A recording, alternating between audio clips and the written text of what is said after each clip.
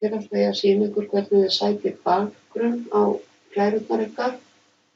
Það er hérna í design og það eru margir bakgrunnar til staðar í PowerPoint. Þið eru ekki með það sama og ég, það fer eftir hvað þið völdu síðast. En ef ég ætla að velja bakgrunn, nýjan bakgrunn sem er ekki í listanum hérna hjá mér, þá fer ég í File og New. Og hérna eru ýmsir bakgrunnar sem hægt er að velja og ég ætla að velja með því að fara hér og skrifa. Finna þennan sem er í verkefni 1 á.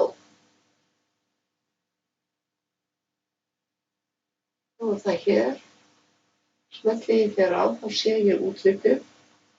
Síðan smelli ég hér á Create. Og þá fæ ég upp svona masterklæru af þessu útliti. Og til að vista það inn í design möppunni, að þá farum við hérna á design,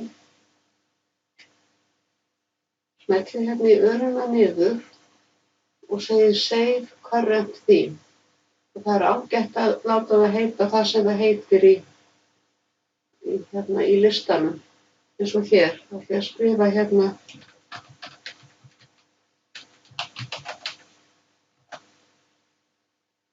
þá fæ ég það hérna upp í stafrófsröð. Og síðan loka ég þessu, fer hérna í File og Close. Og nú ætla ég að ná í þennan bakgrunn. Þannig að ég finn hann í listanum. Já,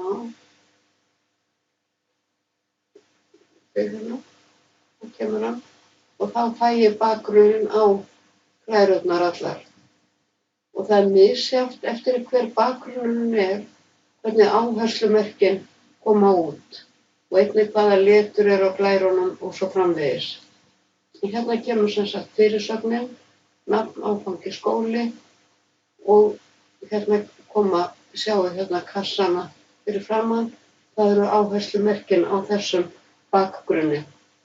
Nú ætla ég að vista skjalið aftur, bara undir sama heiti og áðan og sýna ykkur í öðru myndskeiði hvernig þið farið í Slide Master.